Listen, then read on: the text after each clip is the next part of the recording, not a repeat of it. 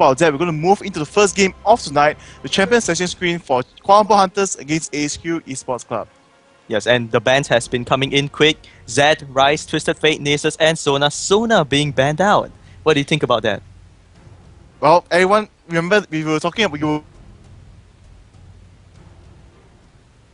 had the Sona fight against Blitzcrank and they totally terrorized the lane. Oh yeah. So, and Sona played so well coming on the side of Green Sea and AHQ, so they just don't want to give it away. I suppose the first pick on the side of KLH, it might be Trash because Trash is not banned. Sona is one of those, you could say it's a counter pick to Trash in terms of safely poking and sustaining in the lane. As long as she's able to avoid the death sentence, she'll be safe and fine. So I believe it will be a Trash pickup, if not Lulu, for the side of Kuala Lumpur Hunters. We'll see what the pick actually is, as Tainted Ones is contemplating what to pick up. The 6th ban will be Shen. Yes. That's a normal ban. The Global's being banned out. Twisted Fate and Shen do not want to deal with that. For and Zac being picked out. So it's going to be Zac, the jungler, being picked out first. Hopefully it's a jungler. That could be a top laner as well. So as I mentioned about the bans, though, 3 bans specifically targeted to the side of AHQ. But on the side of AHQ, though, the bans they picked out, it's more of like they don't want to counter team comp they're building. Because as you say, Shen is just a ban that no one wants, global presence, Yes, and Rise as well with Teleport has a slight global presence and is able to snowball quite well. They don't want to give it up. And Nasus is just tears terror to AD carries and junglers alike in the early game with his Wither. Yeah. Also, they also have to note that if they ban it out, they cannot use it themselves. So I guess they have already decided that they do not want to use this Nasus, because Nasus has been coming back in terms of picks. Yes. They have been seeing him being picked out in many games now, and he's more often than not at least able to carry his own weight in the game. Because when you fight against Nasus, you don't have a great, so to speak, gap closer where you can instantly jump in front of the person. Like if you're playing Body Bear or you're playing Xin Zhao, if you hit the Wither, Xin Zhao not so much, but it's the same because you need to land your 3 talent strikes. When the Wither is cast upon you, you can't land the 3 hits properly. Like, Alright, wait, next one. I'm gonna get it this time, and he's gone. He's really gone. Ezreal and Lulu. What do you think about that? Well, since Sona has been banned out by them, Lulu is kind of a pokey champion as well. She can, with her like leader lance, she'll be able to poke champions out as almost like how Sona will. Of course, Sona is a guaranteed hit. Lulu takes a little bit of a skill, but the range of the lance is actually quite good. Yes. Yeah, for a support. So I guess they're going for a poke comp without Sona this time, as they probably do not want AHQ to get it. And Lulu is also a great counter to Trash in terms of if Trash dives in, the wild growth, the additional whimsy. What were you trying to say something? Pointing at me the finger. Yeah, I just realized that it is true that he does kind of counter Trash. Slightly, yes. Yeah, because Trash does not really want something right next to him, especially when the wild growth procs and everyone will be knocked up in the air. So yeah, that's a very good point there. Valid point. On the side of AHQ, instead pick up Caitlyn. So Caitlyn is known as one of the better or best counters against Ezreal currently. Because Ezreal, he has great pokes, but he needs to use his skill shots. On the side of Caitlyn, it's like, hey, I'm just going to A, click you, free auto attack. If it's a headshot, just double the damage. It's so much more advantage in terms of that. So I wonder how well Lulu and Ezreal will be able to perform. They have the ability to dodge the hooks as well as dodge skills. But in terms of just overall poking when they come into range, HQ will have a better advantage because the auto attacks coming from Caitlyn and the auto attacks coming from Trash is going to be very painful for Lulu and Ezreal. Even though it's not really a burst damage, but those damage slowly chip on. If you have any sustain to heal back up, you might lose out slowly. So it'd be interesting to see how well they fare off with this. True, but I feel that the pick of Ezreal and Lulu is more of a counter to Trash, as Ezreal has the easy escape from Trash and also with Lulu's shield. So moving on to the next 2 picks coming up from Kuala Lumpur Hunters, we see Rumble and Nidalee picked up. Nidalee will be the mid lane, I believe, while Zac jungles and Rumble will be at the top lane. So this will be a heavy poke composition slightly, where you have the pokes coming out from Nidalee and Ezreal, and Rumble and Zac will just wait for the perfect moment where Nidalee and Ezreal has poked and chipped down enough health before they dive in to CC the opponents. But for Zac, he could be a counter disengage as well. With his ultimate, he breaks through crowd controls and then knocks up everyone in the vicinity. And he does it 3 times. Well, the effect of knocking up only apply once. Yeah, and Rumble's pretty good at poking as well. That hamster is pretty annoying, man. I have Hamster. laid against him. So annoying. Especially champions with no mana. That poke comes free. Yes. And the fifth pick, where that's a Renekton, I believe, is the fifth pick for Renekton. HQ. And actually, yesterday though, HQ they actually picked up Gragas to go up top instead, like something the TPA did, but it didn't work out so well with them. He not lose in the farm, but he wasn't strong enough at the end against. I would say it's just because against Hallelujah. Yeah. Anyway, What can you do about that? Okay, moving on can you from do there, about on the side of HQ, it's going to be a single catch initiate, which works quite well. They don't need to go all in, but if they manage to catch Azure or Nidali off guard with a Cocoon or Renekton diving in, or the explosive cascade pushing them 4 members away, 1 in the front, it's going to be so easy for them to burst someone down, the overall single target crowd control they have. So before we move on with everything else, we're going to go through a short commercial break. And for those of you who are on the chat, you can just drop us a small message as the commercial plays. So we'd like to know which champions, runes, and masteries we'd like to see. And the one with the most response, we're just going to pick it right up. So do talk to us in terms of that. And then we'll just come back shortly after a commercial break. So do stay tuned. See you then.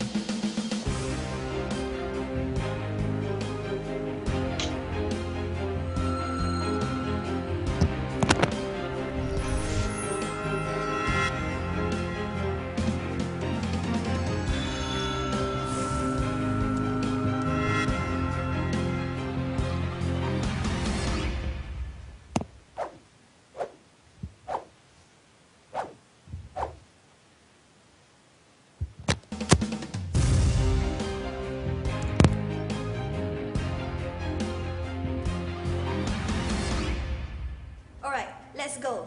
Go where? I can't see.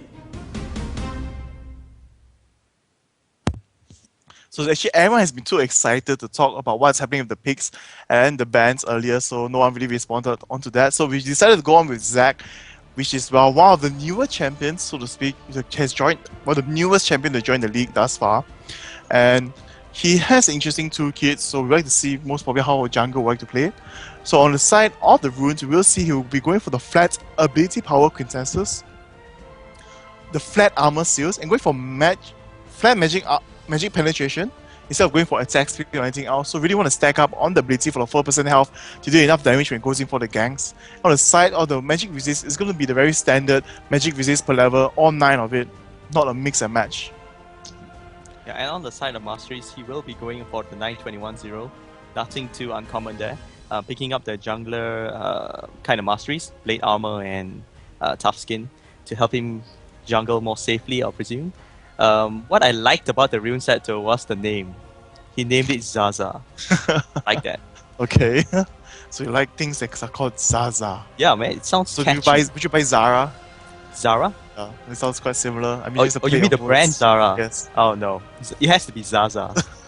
Has to be. Okay, so on some of the mastery is going to be quite standard. So no pickup onto the sub utility. So going to go more offensive in terms of just picking up the 8% magic penetration is going to be just enough, as the skill that has for unstable matter, it just does percentage HP damage, and it works so well. Yeah, and for his passive, Zach's passive, I have a little bit of an issue with it, as I do not know where the blobs will land sometimes. It does not go through terrain if terrain is available, right? Yes. Yeah, So he just when he dies, right? When he dies, if he hits a terrain, it just stops there. So it's possible if you're caught in the back corner, the all spots are actually much closer to each other, but it takes the same amount of time to climb back, which is actually very slow and very devastating. I was like, come on, guys, you're just right next to each other. Combine. let's combine and save me. So his skills damage for his W, the unstable matter, depends on opponent's percentage of HP. And all his skills apply 4% of his current HP, while his passive, every time a skill hits, will drop a blob which heals him back for 4% of his maximum HP. So it's possible for him to heal better after he uses his skills, if it's possible for him to pick up the blobs it drops down. Yeah, but it's also important to note that the blobs can be squashed by the opponent. Yes. You just need to walk over it. Not many people know about this. I feel when I play, they just ignore the blobs even though they were just sitting right next to them. Who has time for blobs? Yeah, the blobs. So, yeah, go ahead.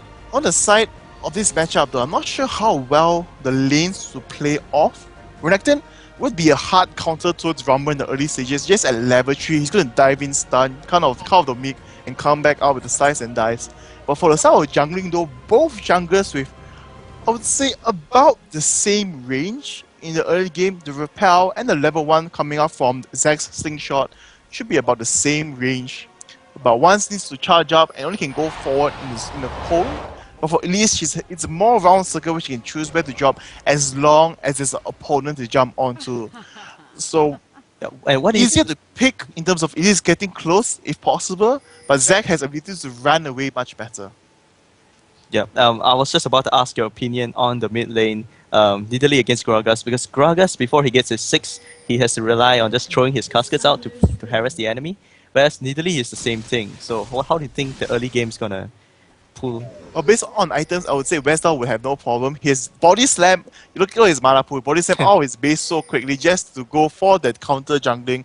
Very easy, going in through into the jungle of KLH, and they do not know that they are there. We see Lancer, Mr. Albis, and Westall already behind. While we hit the front, we will see Green Tea and Prides being the bait, I believe.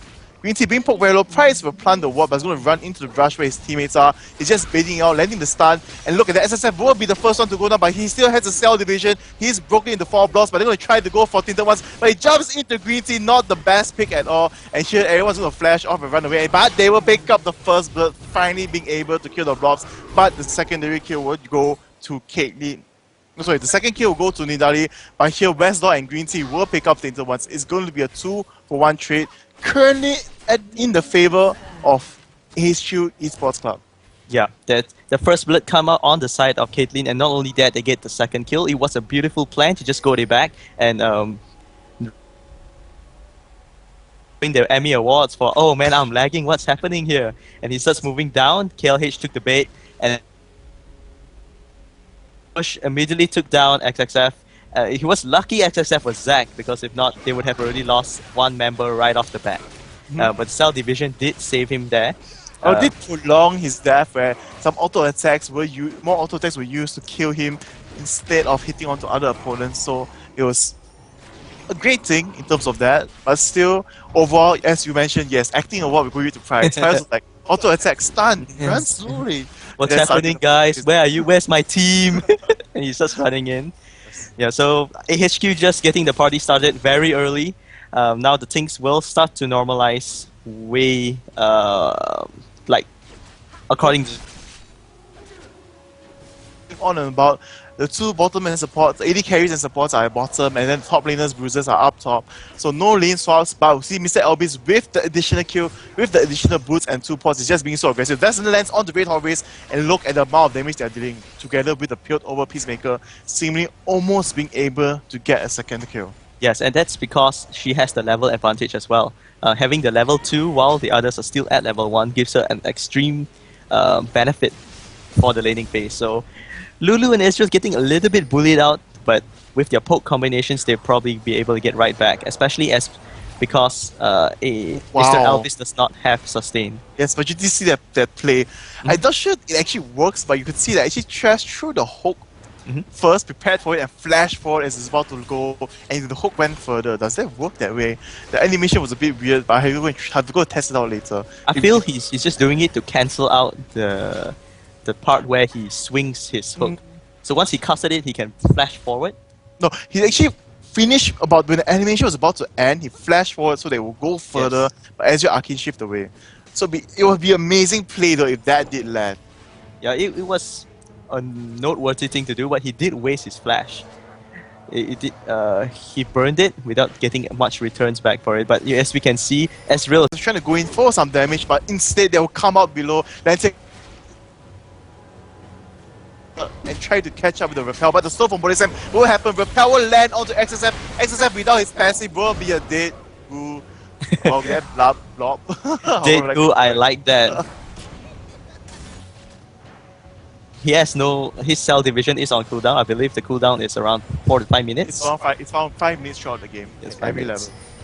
So, yeah, tough luck there for Zack, and there was a good counter gank going on the side of AHQ. They so happened to be at the right place at the right time, but that is nothing to be discredited from.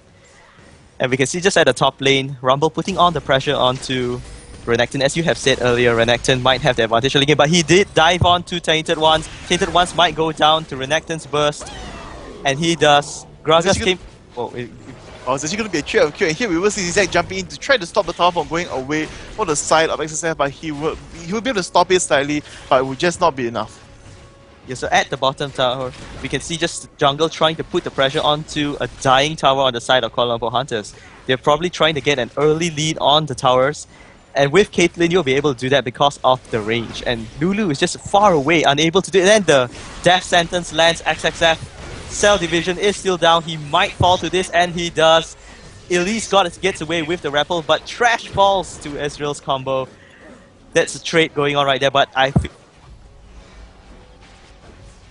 that because he did save the pressure, he did get the pressure off the tower, from the tower, and the only downside from that is XXF will lose out his jungle.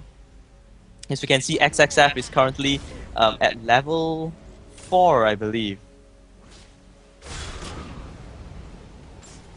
Okay, my bad. I thought I saw the Elise was already like 5. Well, Elise just has the better money. She has the 1 kill and 3 assists. So we'll go through a quick replay on what happened at the bot lane actually just now. How Elise actually, after ganking the mid, went through the jungle, was waiting in the bot lane already to try to secure the kill with Quincy and Mr. Albis. So here we're just going to take a very quick look. We could see how well the minions were pushed up, and Glantier was just waiting for the perfect opportunity before he went in. And when he engaged, he threw in the cocoon, it missed, well, actually hits. And you hear the Death Sentence dance, and instantly they just get an easy kill and pick up. And at the same time, the top lane though, Gragas will secure the top kill while the trade went on, and that's how it went off and on and about at the bottom lane. An easy and clean cut kill for the side of HQ at the bot side. And later on, you saw how the kill transition was just how they picked up, they charged right in, and they got another thing for themselves. Yeah, I do apologize for my mistake at the top lane. I did call the death going on the side of Rumble. Instead, Renekton was the one who fell, and Gragas did came about to secure that kill. So it was a 1-for-1 trade, but he did leave the middle lane, giving Nidalee breathing room to farm. If we gotta look probably a little bit closer into what happens at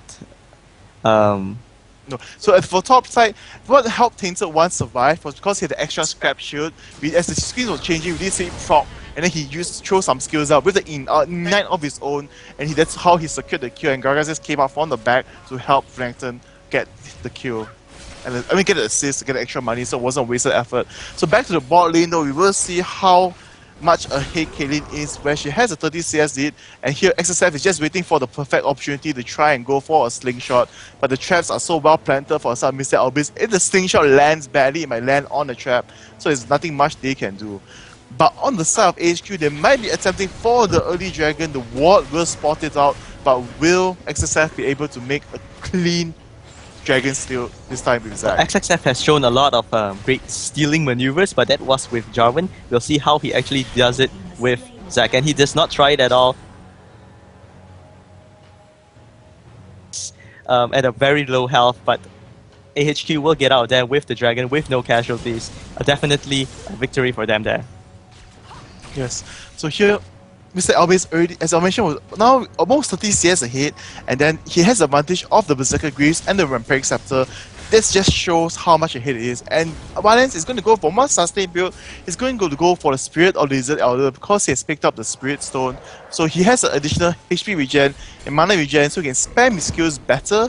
But the problem is that the damage is not hitting onto Caitlyn or Quincy as much as he had hoped for. And look at that, just and then last auto attack and clicking on the Dark Passage to go back to safety.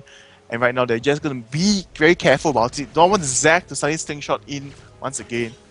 And they're going to give back their advantage back to Kuala Lumpur Hunters for the bot lane, other side of the bot lane. Yeah, and talking about CS, but before that, Trash comes in, but an excellent disengage coming from Ezreal. Clean.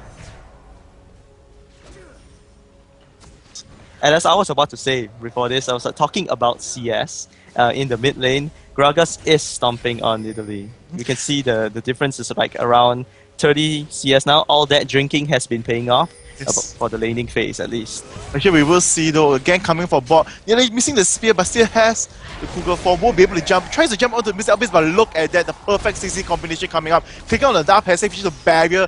Should be able to survive this, and they might turn it into a counter kill though. Nope, they both managed to survive, and the Ignite almost manages to take him, but at the same time though, at the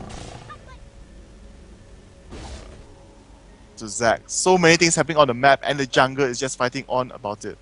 Yeah, in the moment we're gonna get a shot of how Zac actually fell, but we can see at the top lane, Rumble's being pressured out of his lane. That tower is in dire straits, but that equalizer just saves it all. And Lancer and Prides will just pull back without creeps. They will not be able to take down this tower. Elise will probably choose to stay around. I actually expected her to go back to farming, as there is not much they can do to dive against Tainted Ones right now. You need to be careful of the equalizer. Yeah. So we're going to go through a quick replay and what happened in that fight in the mid lane, which we did miss earlier.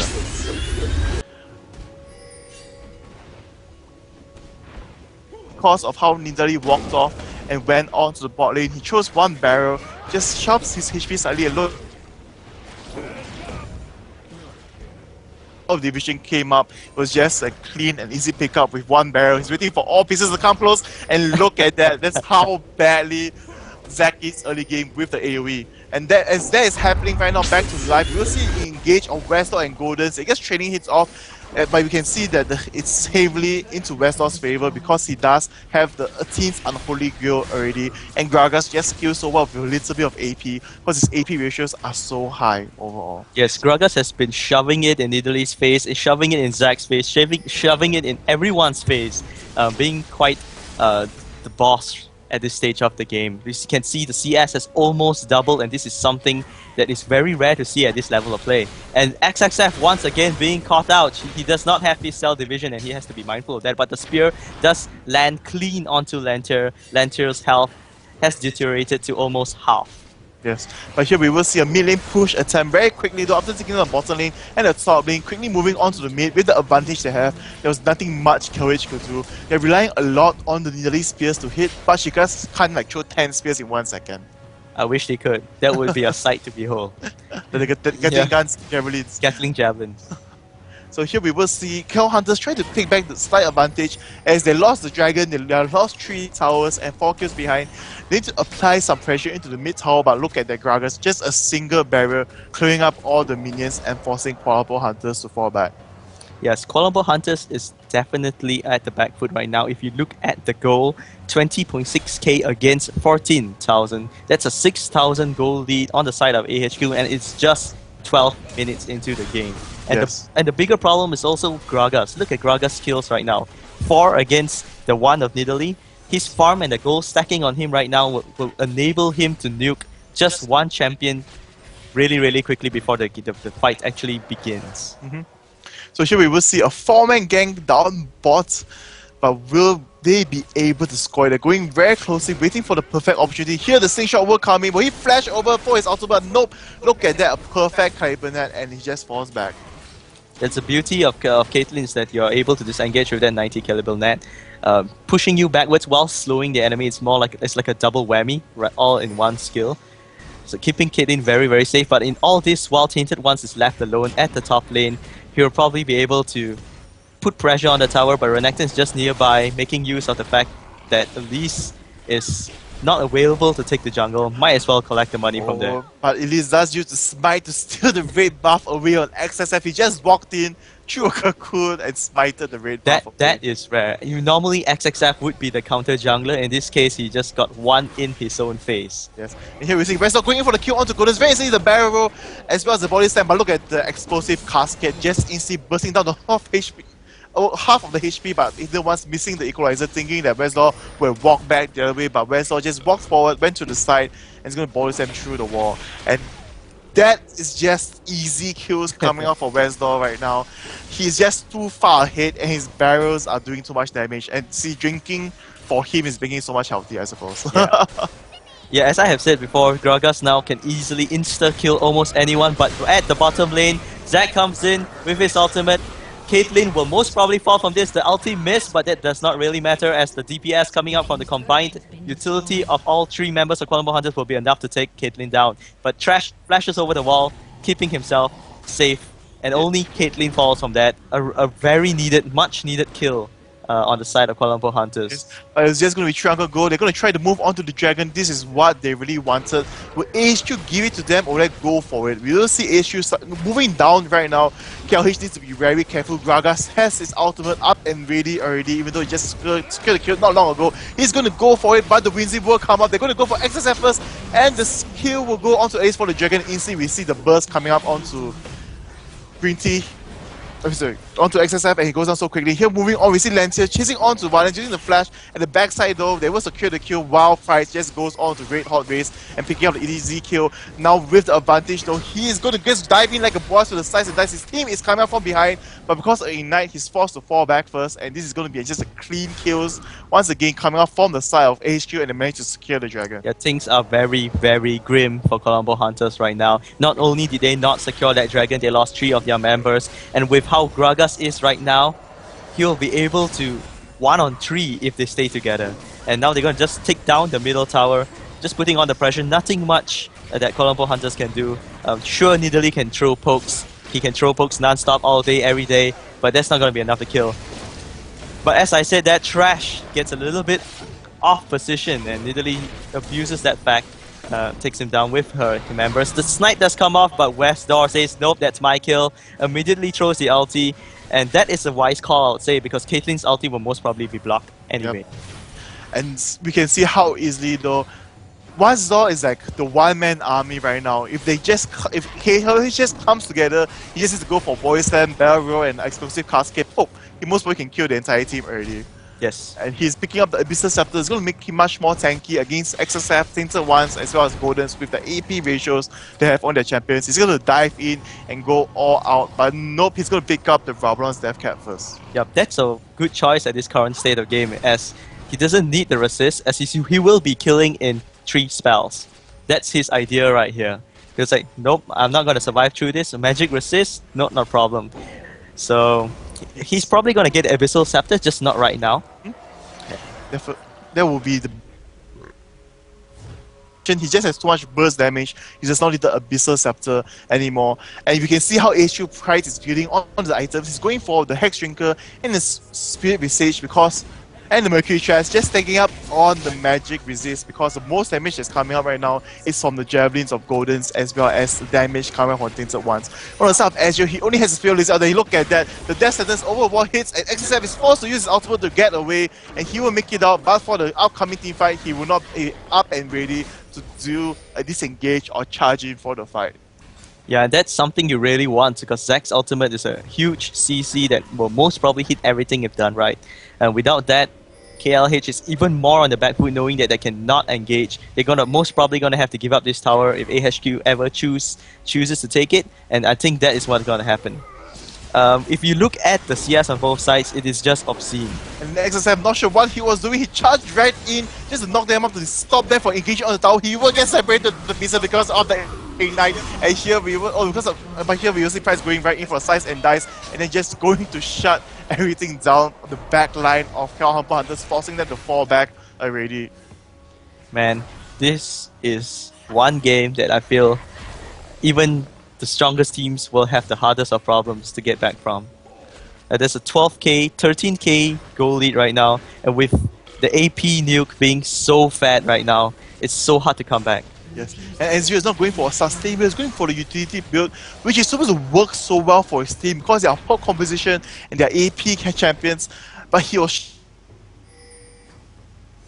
and then he is right now 60 CS, a 60 CS difference with him and Caitlyn, and I'm just thinking what KLH Hunters can do to come back, but you could see how easy one explosive casket from Gragas is just totally shut down the entire team. Yeah, I see the idea coming up from Kuala Lumpur Hunters with their poke combinations going on with Nidalee and Ezreal, but the problem is AHQ is not giving them time to poke. Every time an engage happens, it happens immediately, it happens fast, it happens quick, and it takes members down really too fast.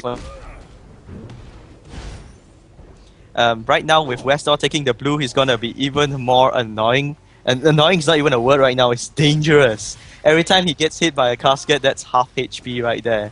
So you do not want to get hit by those caskets, and AHQ is just gonna force their will on KLH right now. Yes, but KLH is going to try to defend the blue buff away from Lantier, and instead of his when see a fight go, Equalizer goes off, Lantier is brought very low, he will repel away, but there's nowhere for him to go. Will he jump onto the blue buff? Nope, he falls back into the 4 members of Combo Hunters, and he will go down. And well, finally, KL Hunters might be able to secure this blue for themselves, but we will see the wards coming out all around. Price is being caught at the side. He uses his auto, he's going to charge right in because Westdoor has appeared. And look at that, he is going to try to kill XSF and throws the barrier but misses because XSF manages to bounce away at the side of the bottom lane.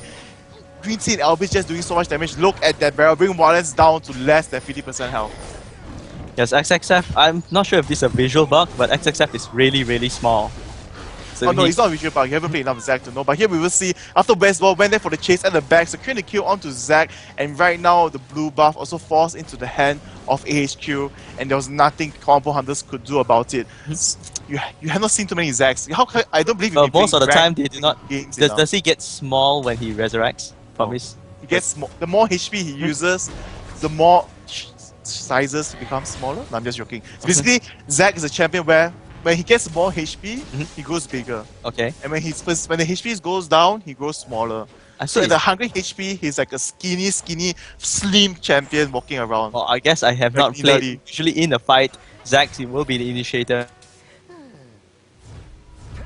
Too quickly, so you don't notice anything. Yeah. If you actually, there's actually a video out on YouTube where Zac has like 6 Warmocks and you use Wild Growth on him. His size is larger than Baron. Serious? So it's just gonna be annoying but not scary. Yeah, I mean, it was just to see how big he could grow up, and yes, with that 6 Warmock. So that's interesting fact. Since you mentioned you don't know about how his HP works, so basically if you see in a team fight when XSF using Zac, he drops to below 50 HP, you see his size shrink. So you take a closer look here, we will see the Cocoon lands, but there was no follow-up damage, and he will be able to get out safe and sound. HQ don't want to charge in right yet because the team members were not ready. Yes, and of course they would have to fight together even with at this stage where they are totally owning Combo Hunters. But with 5 on the 4, things can go bad really, really quickly. Yes, and Westball being very, very confident so far in this match. He buys the Magi Soul Sealer and has 2 stacks on it. Will he be able to stack it up to 20? What do you think? Maybe, but you have to be careful. If you get too overconfident, these are when the times turn around. This is a time where they can actually turn it around when you least expect it. Yeah, so I would have to say Westdog can actually right now just in the team fight, just face real quick somewhere where the champion might be, he will kill something. What do you think? Maybe. Maybe. But once he reaches 20 charge, I think it's gotta be very, very obscene. Obscene. Yes, Yes. obscene. It's going to be so disgusting to see when he chunked down access all the players on side of KLH. If they stand in the wrong position, all 5 together, one explosive casket will be able to bring them down more than 50% HP most probably. As they do not have any magic resist items being built yet except for XSF, which is trying to build up the Runic Bulwark and the Aegis first, of course, for his team. AHQ was trying to take Baron. I felt they were just testing the waters because they weren't committing into it. They backed off almost right away. Because Elise stepped on the trap like a boss. Yeah, but also, I don't feel it's a good move to do Baron when 5 of them are still up. This is also another time where they can actually turn it around. In my opinion, if Gragas just stays at behind, very healthy, he will have no problem just re-initiating onto XSF or Theta once with the body slam, a casket, explosive casket, everything dies. But the problem is, as you mentioned, is mainly from the Nidalee pokes and Azure pokes, which they want to be very careful about, not to get caught off guard. Like the AD carries right now for the South, HQ, BC Albis has the Infinity Age as well as the Static Shift, but he gets hit by 2 spears coming out from Goldens, he might still die. Yeah, and without the Bloodthirsters, he will not be able to regenerate as quickly, even if he's trying to hit neutral creeps just to regenerate. He's probably trying to... His best bet is to not get hit by the Javelin at all. Right now in the middle, it seems a little bit of a split push, knowing that Gragas have that ability to clear waves really, really quickly, put pressure on really, really quickly as well. At the top lane, Trash and Caitlyn will be tasked at taking down that tower, but I'm not sure how well that's going to turn out. What do you think about this split push? It looks very well though. We can see that they're going to dive right in onto HQ. The Equalizer comes off. Mr. LB still has his splash, but he will go down to the Ignite in the end. But Westlaw will be able to come in from the back, almost trying to burst down 8-hole base in the backline, but he did not do enough damage. And here he's going to charge back into the ones. Look at that body slam into a barrel, instantly chunking him down. Oh, he misses the next barrel, but he still has a body slam, will be able to continue the assault. And at the same time, we will see a fight going at the side between XFF and Lantier, but Lantier will be able to get away. And here he's trying to run away from Lindali. Now Wezo is alone, but with the quick cooldowns he has, and look at that spear doing almost no damage at all. That was like a scratch. And at the same time, the bottom lane Price was pushing. He was there the whole time. He's just breaking, hitting onto the turret already. And Elise being the sneaky one, moving to mid, pushing the minions so that Price has more time down bot. Yeah, and this split pushing turns out to be working quite well for them. Having that really injured tower at the bottom lane, and as well as just losing, I believe, Caitlyn and Trash got away, right? I'm not so sure. Trash got away. Yeah, so I guess it was a 1-for-1 trade, making it quite worthwhile for the damage done on the tower at the bot lane. And now Westdoor will steal off this buff with a body slam and a casket, immediately grabbing that blue buff, making him, as we have said before. But wow, Caitlyn. Oh, you see, he has the blue buff from the opponent, so Caitlyn will definitely take this other blue buff on the own side, because Caitlyn, as a push, if you want to be an effective pusher, you let her spam pure over Peacemakers, let her plant as many traps as possible as she pushed in the lane. Here we will see a trade go down. Price will go on one-on-one with Goldens, but Zack comes in from the side. He will land the kill, and Price might be able to get away. Yes, he does! Yeah, that's really good play. Ezreal's ultimate did not account for that. It does not hit onto Renekton, and Renekton now lives. And especially, the bigger problem now is in the middle lane, it is empty. The defenders are at the bottom lane trying to get a kill onto Renekton. Instead, gets killed. Literally gets killed. Yeah, get killed in return. And now the middle tower is a little bit exposed. But Gragas not being there is definitely a problem on the side of AHQ. Not really. You can see he easily body sends back to almost the same place. He's like, hey, I'm drinking here, don't disturb me. I'm gonna throw barrels soon, you should be careful. The Equalizer comes out to clear out the minions, and then the slingshot misses. Barbecue with just an explosive cascade, and that was just tons of damage being dished out. I cannot believe what I just saw. Was that an instant kill from an ultimate? I believe as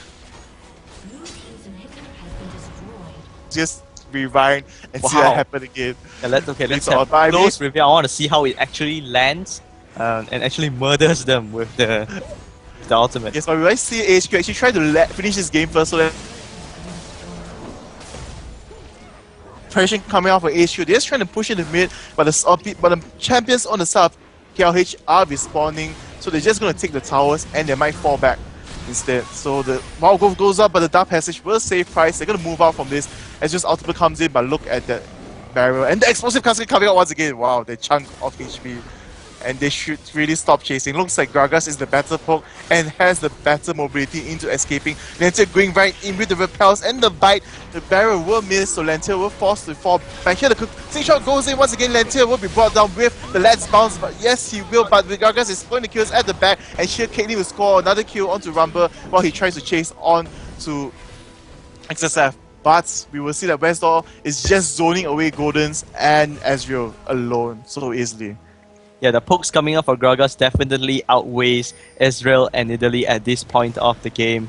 We now will go back to what we were wanting to see at the start, how they actually got that kill, double kill with an ultimate. So looking at it, we see Gragas just moving at the side.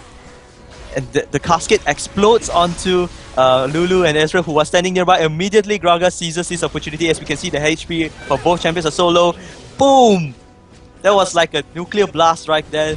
Lulu and Ezreal immediately fell from that. So they actually walked onto a casket that wasn't blown immediately. Coming back to life, we did see just now the casket coming out from Gragas onto Goldens, and Goldens instantly just charged back right in. We see Quincy will pick up the kill in return. He might be able to beat out Wildlands, but no, the minions is just too strong for him. He will be forced to move back, but Elvis comes in to save his support and secure the second kill. And that was a great reaction from Golden though, because we did see Bestlaw thinking he had the chance to throw the casket and then body slam, but Golden dodged the body slam, instead just bite him back and secure his own kill onto Gragas very easily. Yes, great play there by Nidalee, but the fact of the matter is that now they have not only Gragas to worry about, they have Caitlyn, they have Renekton as well. AHQ is just so far ahead, 20k in goal, that almost every member is a threat right now. Even Trash, as you can see, was able to secure the kill on Nidalee at the bottom lane without any other external support. Well, that was because Nidalee was changed down quite low. He did pick up the Ignite as well, which normally supports currently do. Instead of picking up Exhaust, just go for more aggressive, go for the kill if possible, and that what helped him secure that kill.